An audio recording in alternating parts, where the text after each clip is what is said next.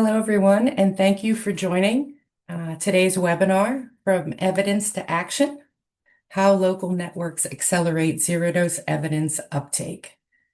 Please continue to introduce yourself in the chat with your name, country, and role so that we can all get to know each other. My name is Erin Brookhazen, and I'm the Project Director for the Gavi Zero-Dose Learning Hub at JSI. It's a pleasure to have you join us today for our ongoing webinar series on zero dose. The Zero Dose Learning Hub addresses immunization equity through the generation of evidence and learning around effective methods and approaches for identifying and reaching zero dose and under-immunized children. The Zero Dose Learning Hub supports 4 country learning hubs as they advance the uptake of research and evidence to improve immunization policy and programming, especially at the subnational levels. Before we get started today, let's take care of a few housekeeping items. For those who would like to continue the webinar in French, click the interpretation icon to set your channel to French. Pour écouter le webinaire en français, cliquez sur l'icône d'interprétation pour sélectionner et le canal audio français. If at any point during the webinar you are unable to hear, please make sure you've connected your audio by selecting the headphones icon at the bottom of your Zoom window labeled Join Audio. Please submit your questions for the panelists in the Q&A box. Panelists will either reply back to you via text in the Q&A box or will answer your questions during the discussion portion of this webinar. If you still cannot hear the presentation or see the presentation, try leaving the meeting and joining it again with the link provided. Please send a message to everyone to send in your questions or comments for today's speakers or ask for support during today's webinar. We have a support team monitoring the chat, and they will be able to provide you with further assistance. Closed captioning in English has been enabled for this meeting. To view the live English subtitles on your screen, click on the CC or closed captioning icon and select Show Subtitles. Please note that this meeting is being recorded today, and the recording will be shared via email and will also be available on the Zero Dose Learning Hub website. We will also share and post written responses to the question and answer session as well. Now, it's my pleasure to introduce Dr. Heidi Reynolds. Heidi is a senior specialist in evaluation and learning at Gavi. So we're very excited to get started and would like to thank you all for joining today. And I'm happy to hand it over to Heidi to kick off the webinar and introduce today's speakers. Heidi, the floor is yours. Thank you. Thanks, Erin. Hello, everybody. Welcome. Really excited to be here with you today to highlight some more of the work coming out of the Zero Dose Learning Hubs, as well as the work coming out of Gates's Zero Dose Learning Agenda.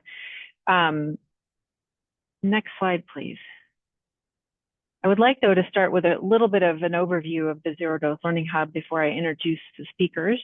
So the Zero Dose Learning Hub came out of the Gavi 4.0 process, which revealed a fragmented approach to evidence generation.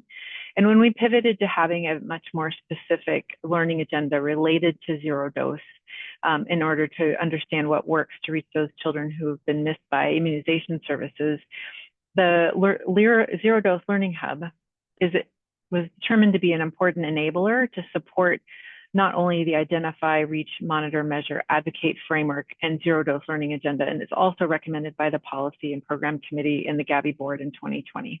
Next slide, please. So the learning hubs, in terms of an overview, are intended to improve monitoring, conduct implementation research, and other learning activities to go deeper into the factors influencing the implementation and performance of programmatic approaches, and to understand what works, what does not, and what are the gaps to reaching zero dose children.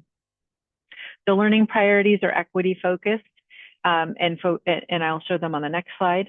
The design of the Learning Hubs was informed through broad consultation and agreement with the Alliance and other technical partners. The Learning Hubs are being implemented in Mali, Nigeria, Uganda, and Bangladesh with a global Learning Hub partner in order to help provide some technical assistance and synthesize learning at the global level. And we're going to be hearing specifically today from our Learning Hub partners in Mali and Nigeria. Next slide, please. Here are the Learning Hub, the zero-dose priority questions. These are for the Gavi overarching zero-dose learning agenda, and all projects are contributing toward providing answers to these. Next slide, please. So now I'm going to go a little bit deeper into to give you a sense of what the country learning hubs have been working on, the learning hub and the global learning hub provider as well, in terms of what everybody has been working on in order to position the presentations today so that you can understand a little bit more about the depth of which we're going related to stakeholder engagement and evidence use. So the learning hubs all have these common objectives, which are to generate and synthesize learning of the barriers to reach zero-dose children that is used to influence program planning and tailored approaches, to strengthen the evidence base of effective approaches to identify and reach zero-dose children by understanding what works and what does not and what needs to be scaled up, and also to improve metrics, measures, and methods to access and use data on a regular basis to improve reaching zero-dose children in this community. Next slide, please. At the global level, we have JSI with IIHMR and the Geneva Learning Foundation, who are working to support the implementation of the country learning hubs in Mali, Nigeria, Uganda, and Bangladesh through technical assistance, troubleshooting, and targeted and tailored capacity strengthening activities. And they also work to produce and share effective evidence and facilitate learning across the hubs and other countries, and synthesize and share the breadth of learning across the Alliance and other partners. Next slide, please. Here's an overview of our country learning hub providers. They've all been implementing since late 2022 and early 2023. All are intended to end by this December 2025. You'll also see that they are all consortia with in-country presence, and that was an important feature so that they would be well positioned to be able to engage stakeholders at all levels of the health system and improve evidence use in that context. Next slide, please. So they all also have similar scopes of work and timelines, although one of the things that has been really important is to have flexibility built into those scopes of work so that they can be responsive to what they have heard about priorities for stakeholders' use and also the timing of that information need, as well as developing learning agendas which respond to what the country needs to know about reaching zero-dose children. So a key component of their work plan has been stakeholder engagement and mapping, which goes on through, was one of the very first activities and something iterative that is done over time. And this is combined with knowledge translation activities. This is more at the bottom. Okay, it's just to bring the knowledge translation to life, right? And the knowledge translation is also an important component of the work that's done to bring that information forward for stakeholders to be able to use. The results that they're bringing forward come from the rapid assessment, which they've all completed. They all continually are working on improving monitoring of certain indicators, particularly at targeted subnational levels about identifying and reaching zero-dose children.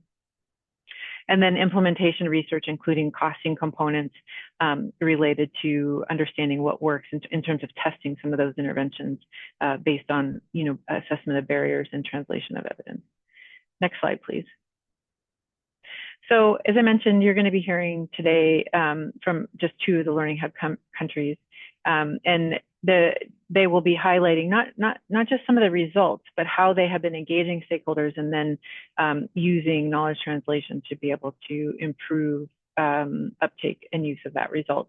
So in this slide, I've just sort of outlined some of the different activities and data sources that they have that inform those particular lines of work in their work plan. And now let me do some introductions. It is really my pleasure to introduce our contributors today. And I'm very pleased that, as I mentioned, this is a webinar done in conjunction with the Gates Foundation and the Zero-Dose Learning Agenda. And Jenny's going to explain in more detail the program, but also their learning by doing approach, which is quite innovative. So Jenny Sequeira brings over 25 years of global health expertise in primary healthcare, immunization, and behavioral and human-centered approaches in low and middle-income countries, and works in close collaboration with local communities. She currently consults with the Gates Foundation's Zero-Dose Learning Agenda, providing technical support to country teams, addressing zero-dose challenges using continuous learning approaches. Prior to that, she worked for 6 years as a senior program officer for the Gates Foundation's immunization team, leading the routine immunization portfolio in Nigeria. And then it's my pleasure to also introduce Dr. Professor Yahya Mohammed, who is the project coordinator of the Gavi-led Zero-Dose Learning Hub and the African Field Epidemiology Network in Nigeria. He's also a professor, consultant clinical microbiologist, and public health microbiologist at Usmanu Danfodio University in Sokoto, Nigeria. He has led and supported national outbreak responses and contributed significantly to research on vaccine preventable and other infectious diseases in Nigeria. Followed by Dr. Yahya, we have Dr. Salasu Suleiman, who is the Associate Director of the Vaccine Program at Chai in Nigeria. He's a medical doctor with more than 10 years of experience in Nigeria's public health and private sectors. He has skills in strategic planning, coordination, leadership, policy design, project design, and management, including stakeholder mapping and management. Dorothy Leib is the CEO of Ganesh Aid, a humanist global health innovations consultancy. With over 27 years of experience in public health, she brings deep expertise in health system strengthening and supply chain management. She currently works as a senior advisor and co-principal investigator at the Mali Learning Hub. And then finally, it's my pleasure to highlight my colleague, Gustavo Correa, who is a medical doctor and master of public health. He's a senior program officer for evaluation and learning at Gavi, the Vaccine Alliance. Gustavo leads Gavi's Zero-Dose Learning Agenda on approaches to identify and reach zero-dose children in missed communities. He has a deep interest and expertise in health equity and gender. He's had field experience in a variety of settings, including in the urban slums in Rio de Janeiro, tribal communities in Amazon, and conflict-affected areas in India. Has over 15 years of experience in measurement, evaluation, learning, and evidence-based decision-making. He's lived in Brazil, Kyrgyzstan, India, France, and Switzerland, and has worked professionally in over 15 countries. Now I will turn it over to Jenny. Thank you. Thank you, Heidi, and good to see everyone. So I'm just going to spend the next 10 minutes giving a brief overview of the Zero-Dose Learning Agenda and the Learn by Doing approach. So if you go, thank you. The ZDLA, or Zero-Dose Learning Agenda, is a 2-year sprint that's funded by the Gates Foundation to answer 2 core questions. The first is, how should Gavi strategy, policy, funding, and implementation adapt to meet the IA 2030 zero-dose targets? And the second question is, what is Gates Foundation's comparative advantage in accelerating progress on zero dose? So in line with today's webinar theme of using local evidence, we're going to talk a little bit more about what we're doing to support subnational programmatic implementation. So if we go to the next slide, we'll see that the Zero-Dose Learning Agenda works in 6 countries, and you can see those countries on the right-hand side at subnational level. And it's using a bottom-up approach that we just generically call learn by doing. I'll describe that approach soon, but the approach is very open-ended and varies based on partner and context. But all teams follow these 5 different approaches, which is diagnosing drivers and root causes of zero dose, developing interventions through direct engagement with caregivers, community leaders, health workers, and government officials, working in iterative continuous cycles to test and refine interventions, emphasizing gender considerations, and capturing costing information. So our next slide, please. Our learning questions focus on how to better center and tailor interventions in their local context, how to go beyond the where in zero dose and get deeper into the why, how to better embed community engagement and human-centered design in development and implementation of interventions, how to more meaningfully understand and address gender barriers, and how to incorporate continuous learning and adaptation processes into routine parts of an intervention. Next slide. So we recognize that traditional immunization programs have been able to reach and vaccinate most kids. So our motivation with ZDLA is to explore the value of bottom-up, granular, and locally tailored learn-by-doing approaches to reach and vaccinate the persistently hard-to-reach zero-dose kids and communities. So there's a very particular use case that we're focusing on. Next slide. So our learn-by-doing approach links very much into Gavi's circular IRMA framework with 3 learning and testing areas intending to help move immunization interventions to be more responsive and adaptive to local needs. The driver identification learning area links to the identify in IRMA. The intervention development and implementation links to IRMA's reach component. And the intervention around monitoring and adaptation links to IRMA's measure and monitor. And ZDLA's last phase will include an advocate focus. So the overall learning approach isn't a specific package, but rather a generic set of core principles we aim to follow that aligns very nicely with the IRMA framework. And we'll highlight this on the next slide. So here's a summary of the 3 learning areas of Learn by Doing with key principles that we aim to follow at the subnational level. The appendix, I hope you have time to review that after this webinar, has a list of the 9 overall principles that underpin Learn by Doing. And the Learn by Doing principles apply across all learning areas, but on this slide, we've organized them around 3 learning areas to help pull out highlights that each learning area embodies. And the first is learning about and using zero-dose driver insights. The second is testing and learning about driver-informed zero-dose interventions.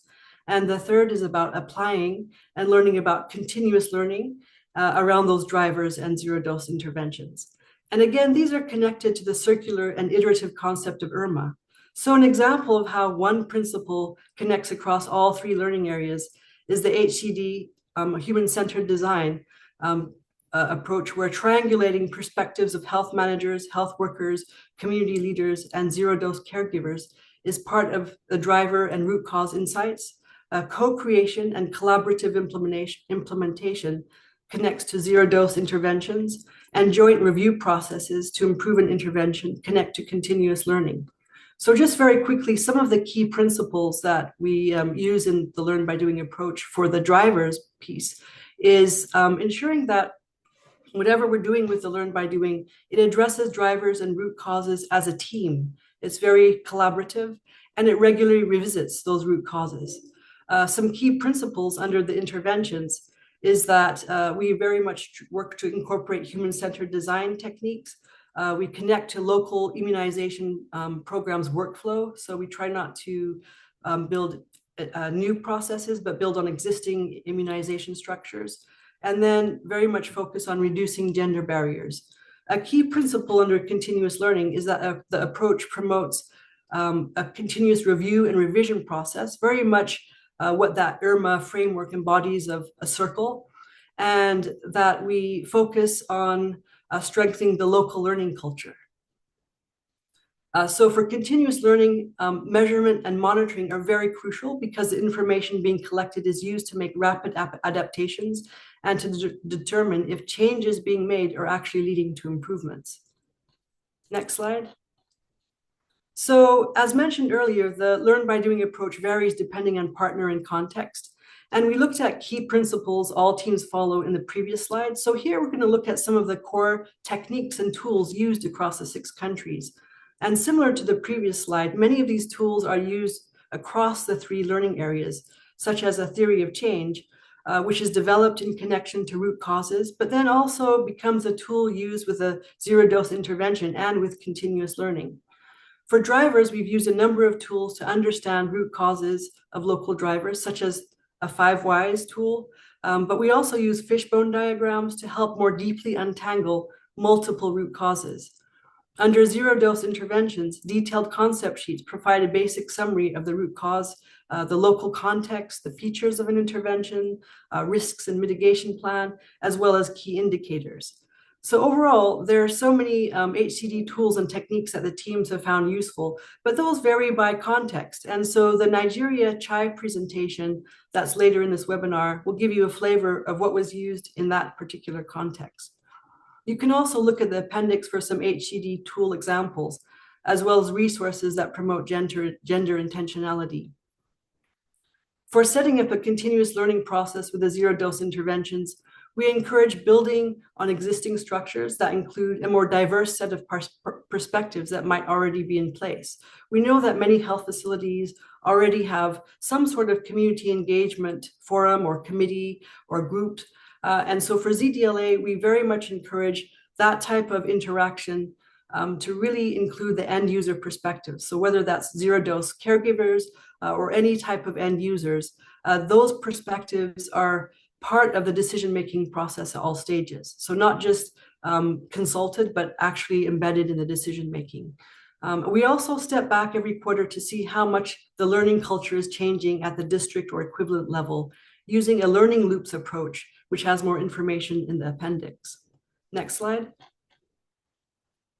So we're also testing and designing intervention. We're also exploring how to look at testing the learn by doing approaches to existing interventions. Most of what we're doing in the 6 countries is designing from the ground up, but we've just started doing some exploration on existing interventions. An example is from Kano State in Nigeria, where the Dothram group is working with the government to explore how to apply a simplified set of learn by doing concepts to improve an existing technology-based intervention. And this is helping them to test adaptations based on user experience and feedback, to understand the context and pain points of current community engagement tracking that the tool does, and to co-create digital workflows with community resource groups, health workers, and supervisors, as well as identify the tools where the tool strengthens or even unintentionally weakens current systems. So we'll have more of that on at the end of the project. Next slide. So finally, this is a diagram that shows our 2-year sprint, and it illustrates the iterative learning cycles we use to keep reviewing and going deeper in our understanding of local drivers and root causes, how we work to jointly adapt and revise interventions, and how we're working to build stronger continuous learning mindset through regular reviews and triangulation of perspectives and data. Our final analysis and dissemination is coming up in Q3 and Q4 of this year. So we look forward to sharing our end-line findings with all of you. Thank you. And I'll hand over to Dr. Yaya to take us through what Afinet is doing as part of Nigeria's Gavi Learning Hubs. Thanks. Yeah, thank you, Jenny, and hello everyone. Nice to have you here. In the next few minutes, I will take you through what we have been doing in the Nigeria Zero-Dose Learning Hub, taking evidence into action. Next slide. I will not go over the details of the background of the project, but I want you to pay key attention to the map of Nigeria that is in the top right-hand corner. You will, those of you that know and those that are seen this map for the first time, it is interesting to know that Nigeria is divided into 6 geopolitical regions, which is based on some socio-cultural and geographic entities, and there are differences in this region. Now, for emphasis, a prioritization was done to prioritize 100 LGAs, and it is out of these 100 LGAs that are within 4 states that we choose our subnational locations where we intend, where we are implementing the Zero-Dose Learning Hub. And these are distributed across these 4 states that are in the map on the right. Next slide. I will not also go to the background and goals and objectives, which have been highlighted earlier by Hedy, but I want you to pay attention to the slide, the picture on the right, which shows how we are implementing the Zero-Dose Learning Hub in Nigeria. Is basically through three strategic pillars. The first one is promotion of country learning on the IMA that has been mentioned by Jenny previously. And then we have advocacy and partner engagement, and then a component on capacity building and sustainability. Next slide. Now, most of the activities that we have done are basically under these three pillars that I had mentioned. We first of all started with a rapid assessment. The aim of the rapid assessment was to provide us with an overview on what the situation is on ground prior to the implementation of the activities we intend to do. And this was also followed by a subnational budget analysis in these 8 subnational locations that I showed previously to understand the financial need, financial requirement, and what baseline information was available at baseline. Then we also conducted a decentralized immunization monitoring activity, which was modeled after the traditional LQAS. It was a cross-sectional study that we did it at, but the difference is that this was conducted at the ward level across all these 8 subnational locations. And we have 19 interview locations where we selected the wards using population proportionate to size. And we used the master list of settlements that have been validated by the community leaders to estimate the number of households. And we're able to use interview eligible households randomly in this interview location using segmentation sampling. And in each of these locations, we interview one caregiver from the target population, and we segregated the children into 4.5 to 11 months and then 12 to 23 months. I'm going to show the results of this exercise that we conducted. We conducted the first phase in the Q3 of 2024, and then we did a follow-up study in Q2 of 2025 this year. And we intend to do another follow-up exercise in Q4 of 2025 to compare the findings and to see what improvements have been made based on the activities we have implemented. Next is the immunization budget and accountability and advocacy. We utilize the findings from this rapid assessment and also the DIM, which we triangulate with the subnational budget analysis that we did, and we developed a scorecard, which we use to track and advocate for accountability across the political, religious, and traditional stakeholders by utilizing a community of practice. And in the next slide, please, you can see that some of these findings we did in the scoping review were able to map what has been mentioned in the literature as facilitator or a barrier to immunization, depending on each of these 6 regions that have been studied in the country. For example, in the Northwest region, we noticed low trust in healthcare workers and poor vaccine confidence has been studied extensively and been reported from many studies, while in the Southeast, there was concern about vaccine safety. Next slide. Now, this is, we also conducted the subnational budget analysis, which gave us an idea of the proportion of budgetary allocation that was made to health sector across 3 years prior to our implementation of this activity. And we not only look at what proportion of the state budgets where we are working had been allocated to health, but we also look at how many proportion of this health allocation are actually immunization related. And we found out a surprising finding in the sense that some states do not even have a dedicated immunization budget line. And this is part of what we use to advocate not only proper allocation to healthcare, but also ensuring that there is a dedicated budget line for immunization. And we were able to use this information to track budgetary release to ensure that it is timely. Next slide.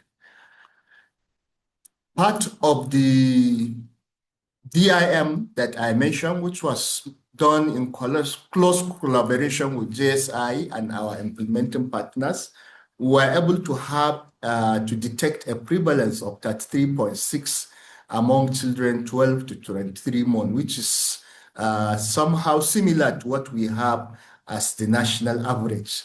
And we're also able to find out that 84% of the caregivers for the zero-dose children had no formal education, and only 40% of them were delivered in healthcare facilities.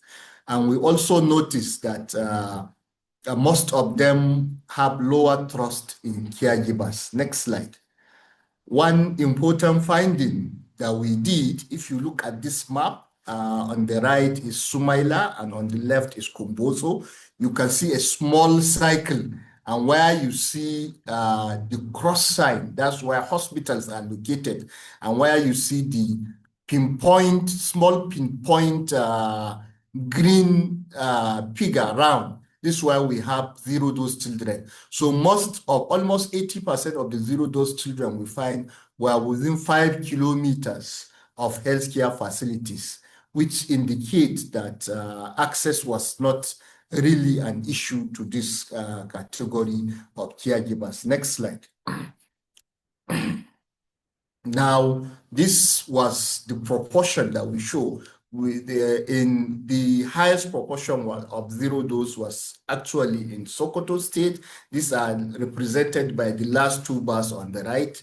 And then on the left, we have Bauchi State, which has the least proportion. Now, we're able to use some of this information from the DIM to track action.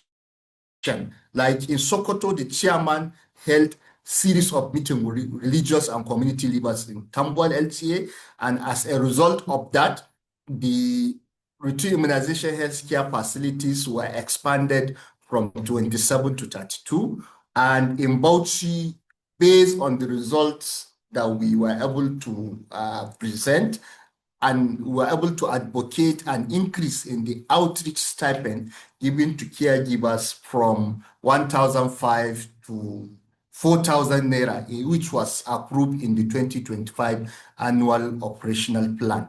We have also disseminated these findings at national and subnational fora and also in different academic media. Next slide. Now, as I highlighted in the immunization budget advocacy, it serves this component of learning serve as a use case. We're able to use some of the findings from the rapid assessment and the DIM to make change happen across the various levels of system.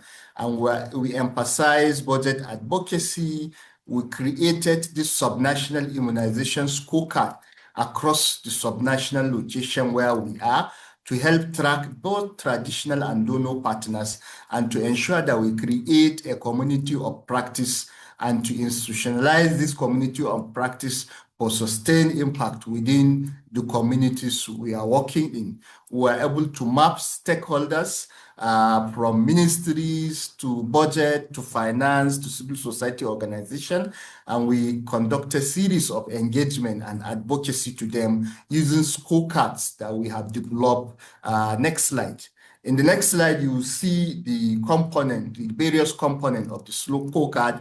They are categorized into areas on budget allocation, health financing and accountability, and also service delivery and transparency. Now, under the budget allocation, we look at the absolute allocation, annual allocation in the state. We look at the approved health budget per state in absolute figure, and then we look at which of that approved allocation has been allocated to immunization budget line and primary healthcare centers. And then under financing and accountability, we look at which proportion of approved state budget has been allocated to the health sector and which proportion comes specifically for immunization in the states. And then which of this is going to be funded by government and which of this is going to be funded by donor agency. And then we have the service delivery and transparency component. So using these two approaches, in the next slide, you can see that we were able to increase in Bauchi State. 100% of allocation for 2024 was released. And then in Sokoto, 308 million out of the 520 that was allocated in 2024 was also released. In Kano, using our advocacy, we saw a 100% increase in the allocation of immunization budget line from 500 million to 1.2 billion in 2025. While in Borno, we were able to track release of 160 million for 2024. Now, we are also following up pronouncement by political actors, not only on budget, but also on other areas of immunization. Next slide. So we have had some challenges in the conduct of this activity, which is dependence of donor funding is high in Nigeria, and there is a need to strengthen push for domestic funding commitment. And it is not enough to allocate fund, but sometimes there are issues with release. But some of these scorecards that we have developed have helped us in intensifying this high level and in projecting the results for the political stakeholders to understand the implication of withholding funds to their populace. Next slide. To round up, we were able to integrate promotional messages for ANC as a component of in the ANC as a component of RI, so that we create a natural demand for RI during the ANC clinic attendance. And we also collaborated with several partners, especially CHAN, the Christian Health Association Network in Borno State, whereas we are tracking zero-dose children, they are vaccinating them. And we also created a one-page advocacy group, which was useful to talk to local champions, which we have identified through this collaborative advocacy. Next slide. This reflects some of the learning products that we have, and some of them are available to you in this chart. Next slide. And these findings have been really important, especially the DIM, in providing timely information about low-performing wards and also tracking zero-dose prevalence, and also for us to know the behavioral and social drivers of immunization. And we have used these findings to advocate to immunization stakeholders. In the next slide, you will see the reference that I have used. And I will want to hand over to my colleague, Dr. Salisu Suleiman of the Clinton Health Access Initiative, to continue the next line of presentation. Thank you.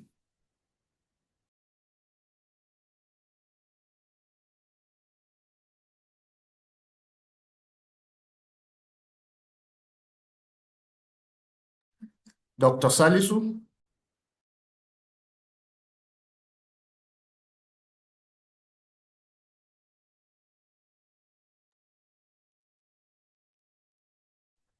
Dr. Salisu, if you're speaking, you're on mute.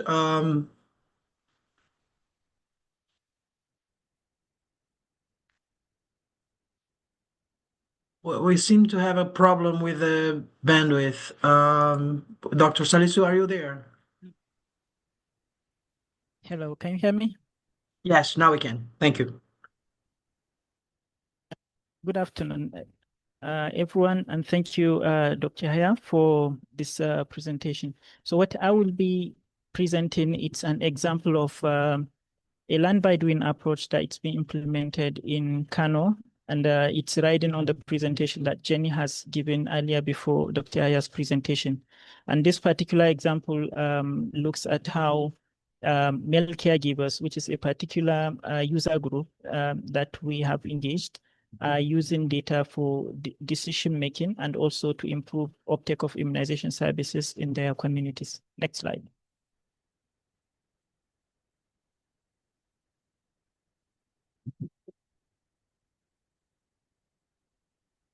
Okay. See the next slide.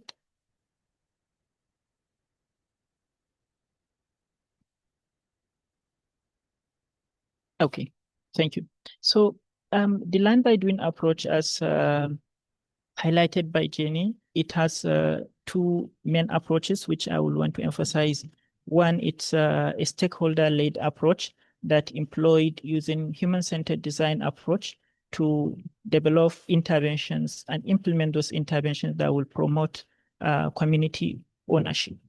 And secondly, also, it's a bottom-up approach that looks at employing grassroots level into a iterative process of improving immunization services through learn by doing approach. What we have done incorporates caregiver perspectives, healthcare worker insights, and also it leverages the existing interventions and approaches within a local network to promote uptake of immunization services. The chart by the right shows the cycle that each of these iterations follows, and each of these iterations follow through a period of time. When interventions are being developed,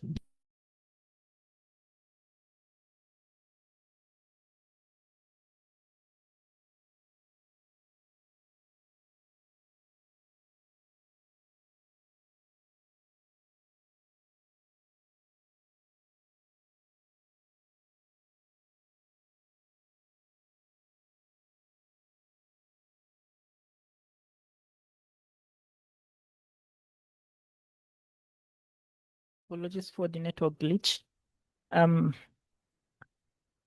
So interventions follow a cycle of about 5 steps. One is field testing the approaches when these interventions have been developed. So these interventions are monitored over time, and then during the monitoring, feedbacks are going to be gathered, and then specific groups of users sit to review those feedbacks and make recommendations for improvement, which is the first cycle of iterations. And some of these iterations, as we will see during the subsequent slides, have 2 levels of decisions that they follow. And then these decisions are going to be taken on what to adopt, what not to adopt to improve those interventions. So these 2 levels of decisions and also iterations lead to improvement on the next phase of the interventions, and the interventions follow these similar cycles through this learn by doing. And gradually, these users improve on what they have developed, and they use the data they gathered to improve their decisions and improve the services that have been provided. Next slide.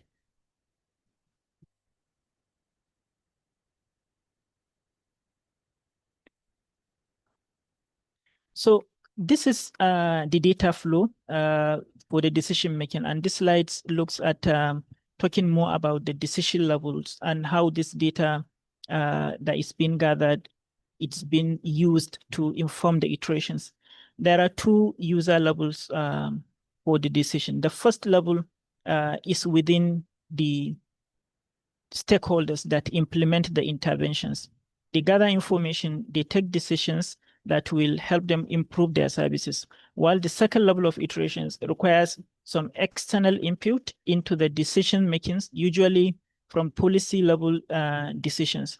So for each level of decision, a criteria is being used to determine which recommendations are going to be adopted within the user groups, or which recommendations are going to be pushed forward for decisions outside the user groups. So decisions like that doesn't require much of external funding, that doesn't require interventions, the scope of the interventions to increase beyond how it's been implemented, and also decisions that are not addressing root causes that are outside what that intervention is addressing. Those recommendations are being implemented by the users without necessarily waiting for some prior decisions. While decisions that requires this external involvement, more resources, increasing the scope of the interventions. These are decisions that are being pushed for the policy level decisions at the level 2 decisions. Next slide.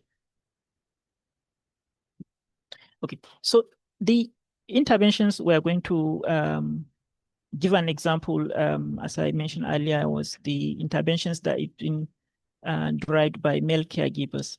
And this intervention is called Immunization Advocacy Network. And it's been implemented at a subnational level in Nigeria, in one of the LGAs in Kano called Gaya LGA, within some specific communities.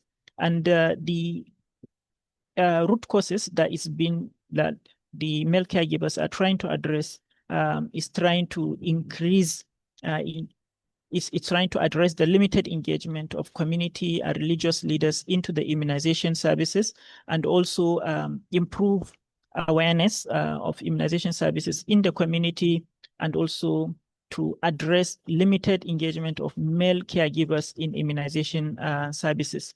And the intended outcomes include increased involvement of these male caregivers into routine immunization services, and also for these male caregivers to serve as champions among their peers for immunization services, and also to increase ownership of immunization services within those communities. And they also, during its interventions, we intend to address some gender gaps and barriers that do exist and also limit uptake of immunization services. Next slide. So this is the stakeholders that are involved, which include non-state actors and state actors. And these different stakeholders, as you will see in subsequent slides, they meet together to ensure smooth implementation of these interventions and use of data for decision making. The main actors on these interventions are the male caregivers. They are the ones that come up with the interventions and they champion implementation of these interventions. But they work closely with religious leaders because the intervention is being implemented in mosques after prayers, and also they work closely with traditional leaders who provide guidance and leadership, and also address any barriers to the interventions. While the state actors include service providers.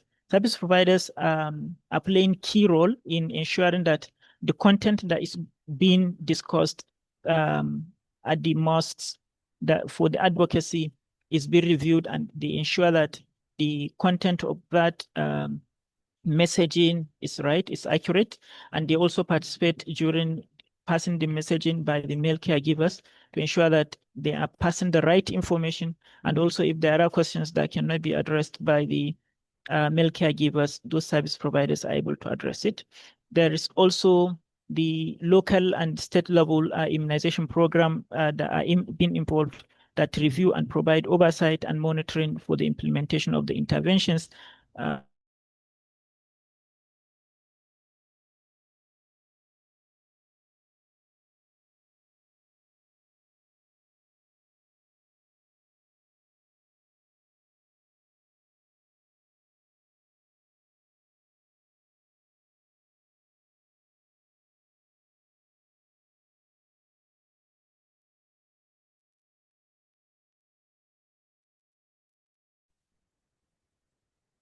Okay, next slide. Sorry again for the network. Next slide. Okay. So these are some of the data points on these interventions that one is the pause and reflect, which is an activity that happened right after each session of this messaging. So, and it's meant to review the performance of that particular messaging and capture moments that needs to be reviewed and improved. The male caregivers lead this activity, and it happens on a weekly basis after each messaging. There is also focus group discussion and key informant interviews that is meant to gather feedback from communities, from also the key actors within the interventions. These are being conducted on a monthly basis, and also male caregiver groups and the communities do conduct this to gather insights that will help them to improve on the interventions.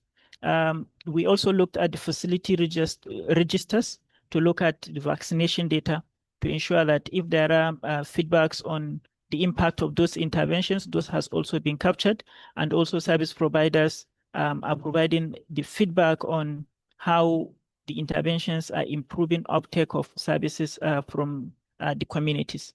And then the user advisory groups, these are groups of key stakeholders that sit and review the performance of the interventions and take decisions on the iterations of these interventions. Next slide.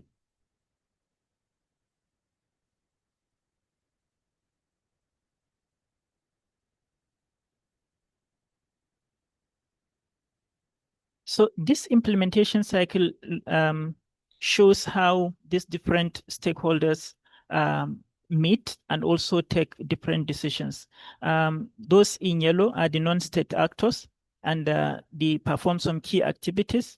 And also the state actors are in the green, which also have some specific roles they are playing. The male caregivers are the key actors that conduct weekly sensitization sessions, and they hold pause and reflect sessions right after each session. They implement key decisions that have been taken to improve the services, level 1 decisions, and they also escalate level 2 decisions to user advisory groups that review and also forward some recommendations. Community members, they participate in the FGDs and KIS and provide feedback, including service providers as well. Service providers from the state actors part, the state immunization program, that's LERIX, and the LGA immunization programs, CERIX, they also contribute in reviewing progress, monitoring, and also providing feedback on key recommendations that have been made. So the user advisory groups that include key community members, the stakeholders, including the male caregivers, the routine immunization officers, and also the service providers, they sit and review and take some of these decisions, as we can see in subsequent slides. Next slide.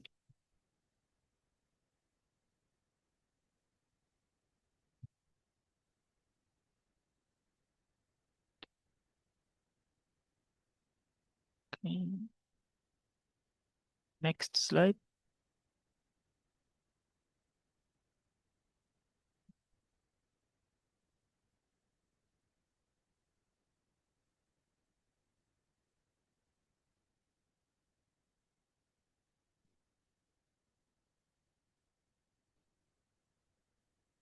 Okay.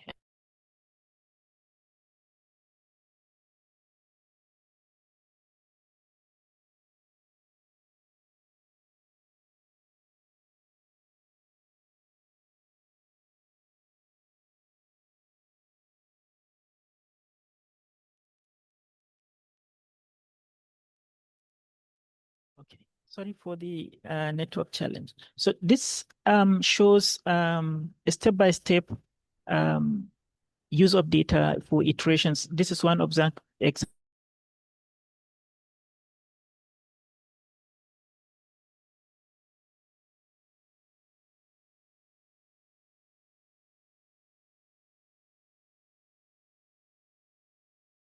Through the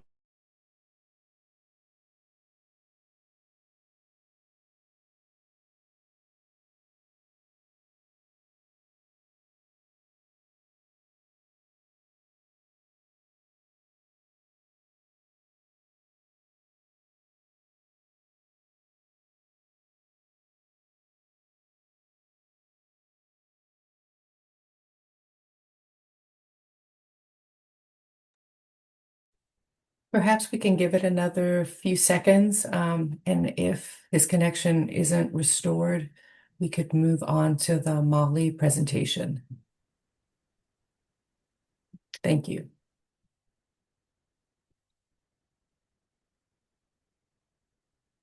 We also have Franklin on the Okay, call. I Erin. don't know. Oh, sorry. Thank you. Okay, Erin, can you hear me? Yes, please carry on. Thank you.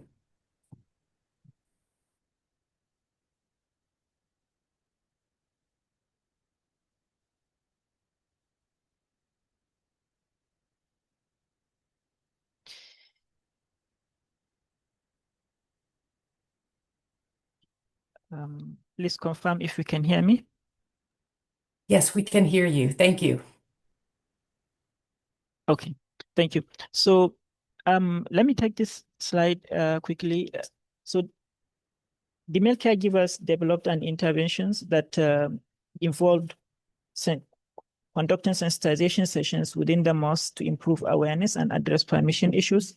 So although mosques were identified as a source of vaccination, but the impact of the messaging of vaccine uptake remains unclear, which calls for going deeper and engaging the zero-dose caregivers and households through a facility data and survey to understand their beliefs and barriers. So the stakeholders use this information that comes through the pause and reflect sessions to understand the specific caregivers' perspective within households, and also what are their barriers of uptake of immunization services. Through those engagements they have conducted, they conduct some personalized approaches that addresses these barriers, which involves conducting house-to-house engagements to gain personalized perspectives, more personalized perspectives, and identify the barriers from uptake of immunization. So through FGDs and KIIs, this more detailed, personalized barriers were identified, and then they were able to reach 6 hesitant caregivers, and they were able to combat them to now be accepting immunization services. And also another finding they found from those engagements is AFI is a major barrier by both female and male caregivers in uptake of immunization services across the community. So they now expand the topic of their sensitization to include AFI messaging in the mosque to ensure that they're addressing this major barrier. And they conducted some baseline surveys that shows more than 66% of the respondents, they lack sufficient information on AFI. And also they now introduced periodic outreaches that addresses some barriers to uptake of immunization services, because there are some cultural norms that prevented females from going out from their households. So they now reached out to those communities and were conducting some immunization services. And through the approaches, they were able to vaccinate children and zero-dose caregivers. So this is how these local networks were using the data they are gathering from these interventions to inform iterations and improvement in the immunization service. I will hand over to Dorothy. I have taken more time. Thank you.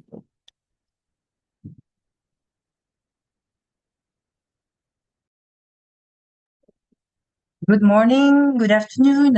So it's a pleasure to represent Ganeshade and share how the Mali Learning Hub is transforming data into action. Today, I'll walk you through how we are using local networks and embedded learning to accelerate uptake of evidence in immunization equity efforts in Mali. Next. So just a quick reminder, so Mali faces a high burden of zero-dose children. Over 288,000 zero-dose children were identified in 2023. Most of these zero-dose children live in rural, remote, or conflict-affected areas. So the CAPEV, which is the name of the Country Learning Hub, it stands for Centre d'apprentissage pour l'équité en vaccination, led by the Immunization National Center. So the EPI, Central EPI is currently leading the CAPEV. It's not something that is led by Ganeshade or the consortium of Ganeshade. So it's quite an important piece of the knowledge translation. So we are with Gavi, CBD, and the University of Bamako and Ganeshade team. We are really together to try to create and to generate, I would say, practical and context-sensitive learning to address this gap. So we have to really try to work with the government to focus the CAPEV, the Country Learning Hub, on specific, challenges and possible solutions in the different archetypes of districts in Mali. Next. So very briefly, again, the CAPEF focuses on 3 key goals. The first one is to understand the barriers to reaching zero-dose children. Then the idea is also to build the evidence base for what works. And then the third objective is to improve data use in planning and decision making at all levels of the health systems. Next.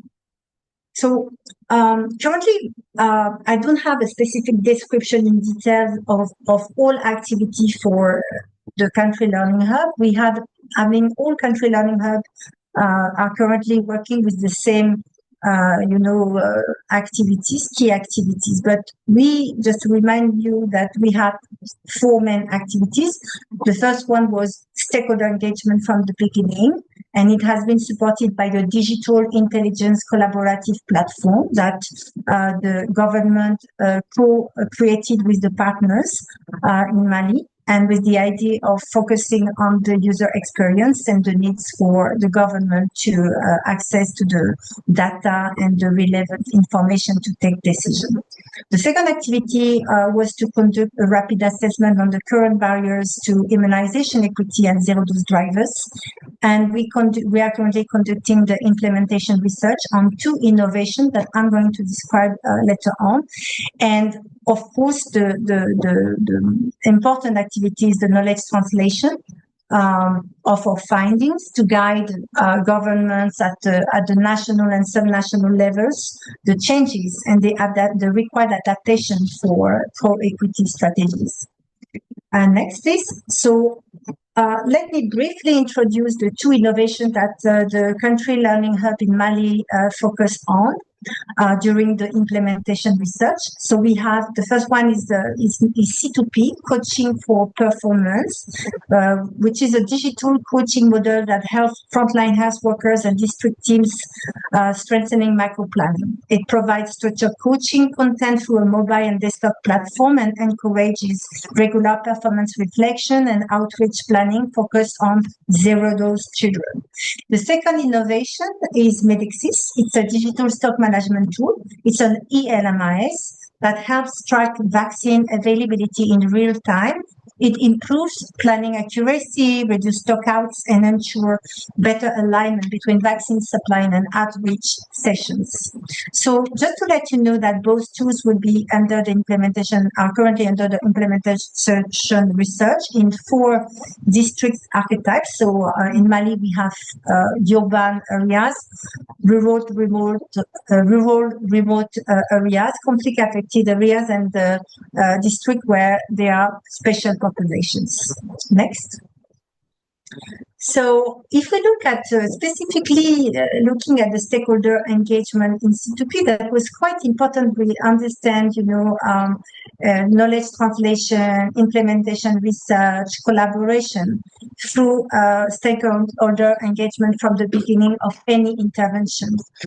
So we have really look at how the C2P was currently co-designed in terms of content with the district and health center staff, with the central level, how the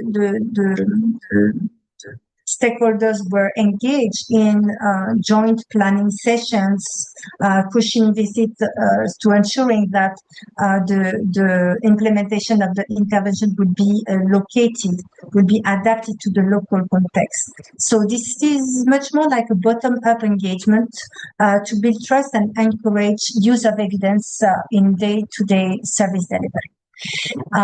If we look, next please, if we look at the stakeholder engagement in Medexis, so of course Medexis focus on the logisticians and data manager. so from national to the local levels. So the idea was to integrate Medixis dashboard into district reviews. So just to let you know that Medixis is already implemented in Mali with other health commodities, not specific to the immunization program, but now they have extended the software to the immunization program. So they are currently finalizing. So we expect to have very clear, data coming for district reviews in terms of logistic, stock visibility at all levels of the health system.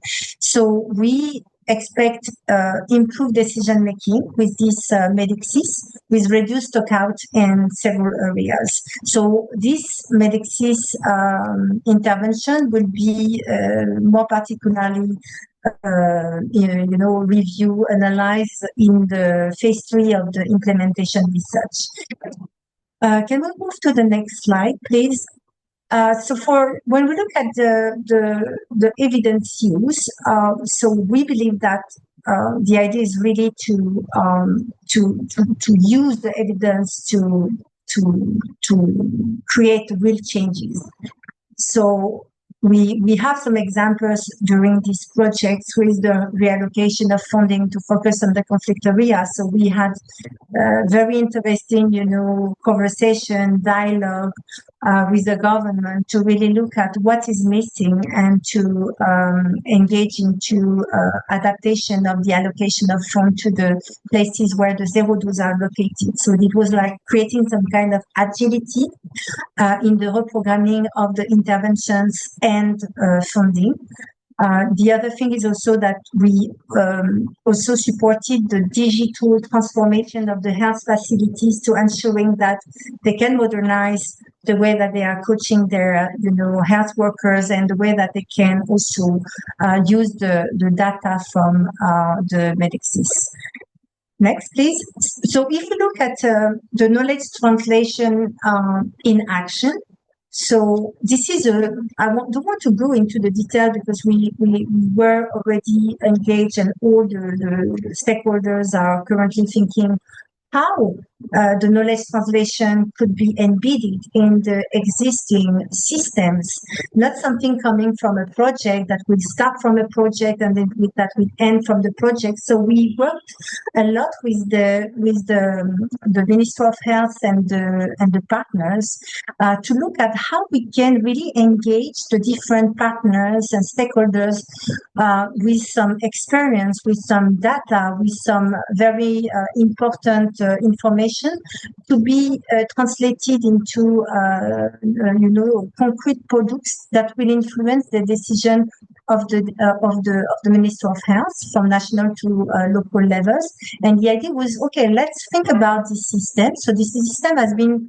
developed through the Country Learning Hub, the Mali Learning Hub, but with the idea of continuation. So even beyond the implementation research that we are conducting, other studies are also conducted, analyses are conducted by other partners. So the idea was really to gather all this rich information to enable the Ministry of Health to access to this information and get the key recommendation for changes.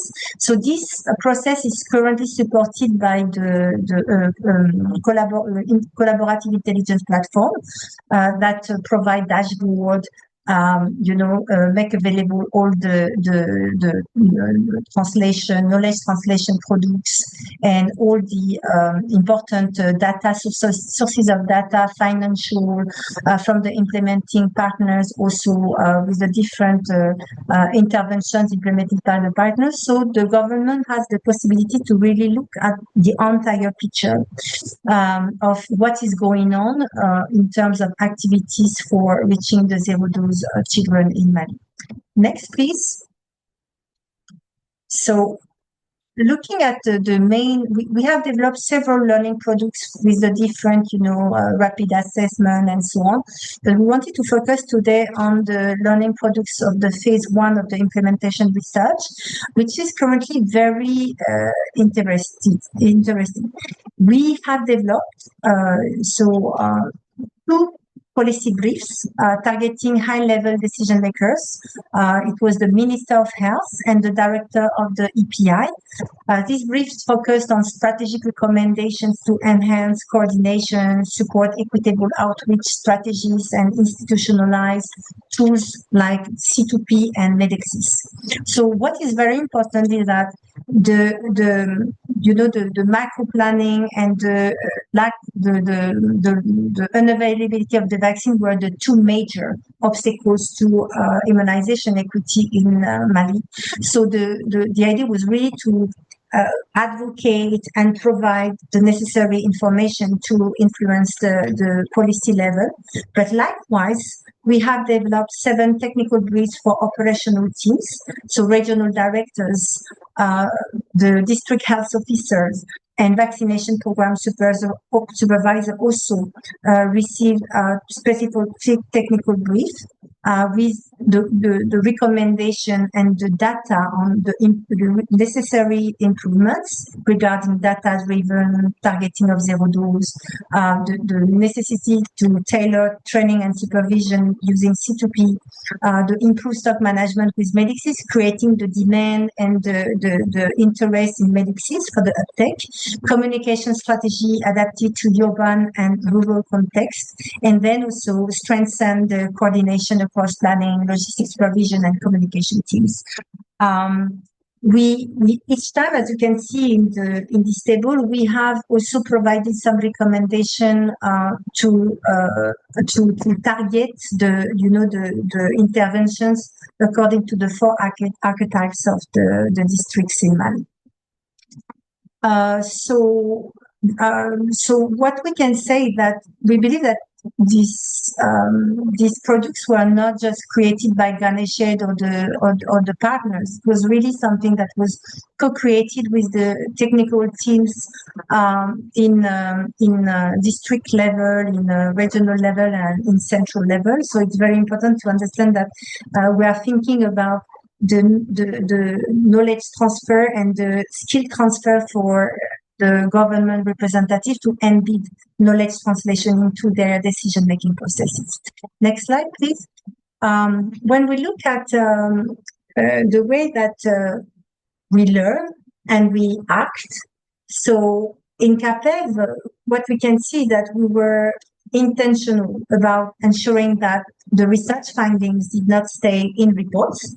So the idea was really to develop these knowledge translation products to inform the decision makers. We had a few examples of how evidence was translated into action across different levels of the health system. So the first thing is about the C2P. C2P has been currently, implemented in some districts already. So the idea was really to use the feedback from the health workers during the coaching sessions to see what are the necessary localized content. So we adapted the C2P tools to reflect local challenge or needs. We have also reviewed the formats. So we have simplified certain formats because of the feedback. And we ensured that the interfaces were like feedback, were like user-friendly. So I think that with the results of this testing and piloting, we could we could support improved usability and trust, and more particularly in low literacy areas. Regarding the Medexis, we of course the stock out and alert timing. We were something like not really like clear or very like timely to anticipate the needs for the vaccine and the needs for making available the vaccine during the immunization session, outreach, etc. So we had a discussion with the Ministry of Health to really look at what should be the ELMIS integration, but still it was very difficult to see the strategy and to see how many ELMI software the country should have and so on. But with the clear idea that it should be only one. So there are some kind of change of mind in the Ministry of Health to see how we can really ensuring that there is an integration of ELMIs across the different health programs. Then, if we look at the immunization coverage survey that we conducted during the phase 1 of the implementation research, we could see that in Bougouni and Nyono, 2 districts in Mali, the district teams recognized that their outreach or mobile strategy or plans were not too sufficiently prioritized to reach the zero dose community. So there was some kind of conversation on how they could really focus their macro planning and their outreach strategies to focus on the zero dose. Zero dose children is a concept that is not super clear at the local level, so there is a need really to advocate and make things going into the co-equity area. So I think that maybe to finish on the type of evidence into action, I think that the way that the Mali Learning Hub is considered by the government today is that it is also a way for them to influence the FPP strategy implementation, the Gavi full portfolio planning implementation. There are over $40 million for that. So the idea is really to use the Mali Learning Hub to adapt the activities and the location of the fund in the priority districts when the data change. So this is very important. So thank you. So what are the key takeaways? Next, please. So I think that there are multiple, but I'd like to really invite you to consider that the research should not be something out of the system. So how we can, really embed research even at the subnational level as a necessary, activity to help shaping the service delivery. Then the second success factor was government ownership. So we were lucky to really collaborate with the Ministry of Health and the EPI in Mali. So they were owning the process from the beginning, and they were even super demanding on the activities and the services that the Mali Learning Hub could provide, even beyond what we were supposed to do. So I think it's a good success factor that even if Ganeshed or the consortium of Ganeshed stop, they will continue since to maintain this Mali Learning Hub. Partner collaboration on implementation and analysis was also a very important success factor to really extend the conversation and the dialogue on how we are using the data, how we are changing the poor equity interventions in Mali, and so on. Then maybe the knowledge translation, I would say it's not written here, but I think that when the knowledge translation is brief, it's visual, they are learning tools, and if they are part of the regular, supervision activities, planning activities, as if, evidence are used, like routine activities. I think that is very important as a success of the Mali Learning Hub, how we can really embark on this routinization of knowledge translation at all levels of the health systems. And then maybe what is very interesting in terms of success is that the Mali EPI already decided to continue funding the activities of the Mali Learning Hub after 2025, as the contract of the project will end from Gavi perspective, but it will continue with the government of Mali. Regarding the challenges, of course, we just noticed that we want to move into digital transformation. We want to facilitate the work of the health workforce and the frontline health workforce. But however, the digital literacy remain a very important component, and it is currently gaps in some health workers, as Excuse we me, could see. Dorothy. Yes. Could you please wrap up Yes. in the interest of time? Thank you. Yeah. We want to I think have I'm- enough time yeah. for the Q&A. Thank you. Okay. So yeah, I'm at the end of the presentation. So of course, equipment. So the idea was really to get the users equipped with some, smartphone or tablets, and then in some case, some resistance also identified with some workers. So next.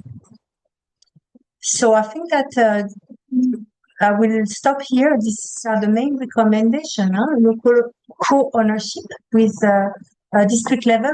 We're talking about service delivery, so it's really like health facilities, the SESCOM and the district teams, and then the tailored feedback loop.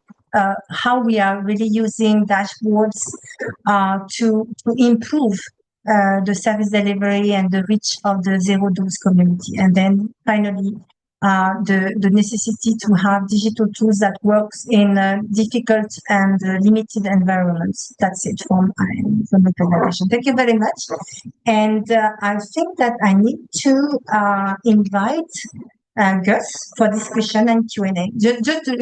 Finally, the consortium. So here are the consortium from Ganeshed and the CVD and the University of Bamako. So fantastic team members, and very proud of being part of this team.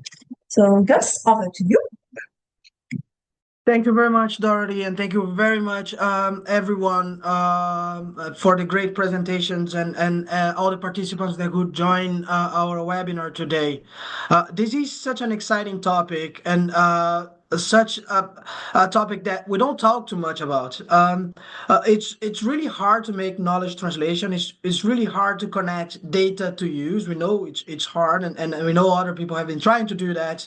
But we were really surprised to see that the knowledge translation toolkit that JSI produced as part of our Zero-Dose Learning Hub project was the most downloaded document from the platform for months, showing that there is a huge interest on that, and also needs on understanding the challenge in doing that.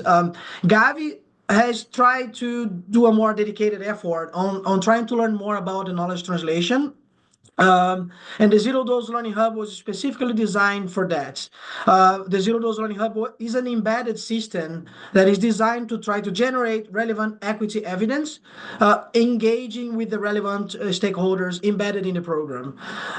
It's an embedded model, and it has many advantages on knowledge translation, but also has some disadvantages.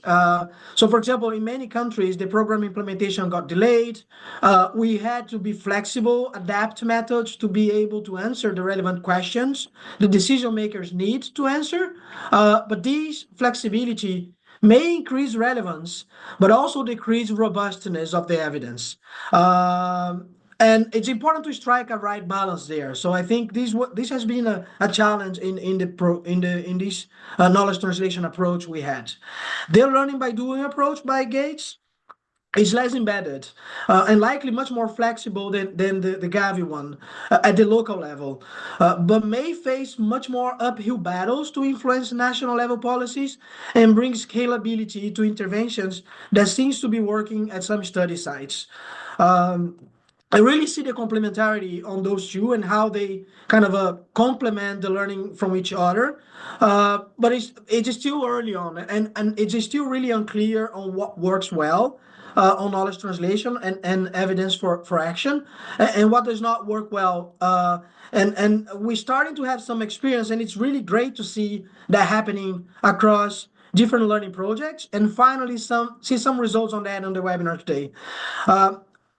I think I would pause here and say it's really important to understand how the stakeholders make the decisions, what's the role that the evidence can play on that, and how, what are the opportunities that might be open at the moment, because sometimes you have opportunities now that are not there anymore, like in 2 months or 3 months, and how not to lose those, how to make them on a timely manner and in a relevant way, and how to even create new opportunities in environments where they might not exist yet, how to use the potential the potential of the evidence generation to unlock and build a learning culture. I think we need to consider that a trade-off on what type of evidence is useful to inform what is something that we need to kind of think about, because likely a locally generated evidence through a qualitative method will be highly impactful to drive program change at the local level. It's also likely it won't be enough to guide big shifts in policy. So how to better understand the needs across levels, how to adapt the learning methods accordingly, how to allocate the learning funds to fulfill those different learning needs, so that we can be more impactful. It's some of the reflections I would like to share with you today from what we have been learning in our learning agenda. I know we are really close to the end, but I would like to, I saw that some questions have been already answered in the Q&A. But we do have some other questions that I would like to bring here to some of the presenters.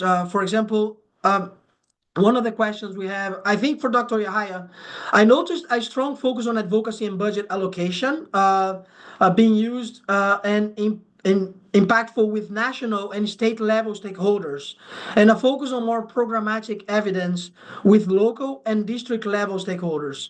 Do you think this is reflective of the need of the health system, or on what is achievable with the capacity and the time frame of the project? Would there be a need for more programmatic evidence at the higher level and more budget advocacy at district and local health facility level? And if yes, do you foresee any challenge with such an approach? Yeah, thank you, Gus. And you reflected my thinking, and you recall what I mentioned in the presentation, that in some of these states, when we conducted the subnational budget advocacy, it was amazing to us that a dedicated budget line on immunization does not really exist. So it is both ways. We have to align our thinking in a way that we conduct both activities as you highlighted, while strengthening the budget advocacy at the national and state level, and also looking at these findings, but they are cross-cutting, because even the findings we had from the DIM, there are those that their level of implementation is at the community, and some is within the LGA capacity, but there are some that need revision of policy that can only be done at the national level.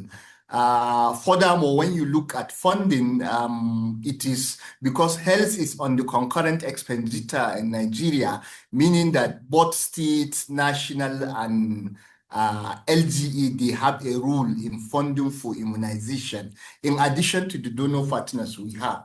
So it is both ways. We cannot have a sharp dividing line and say this approach will be used for lower levels while this approach will be for upper level.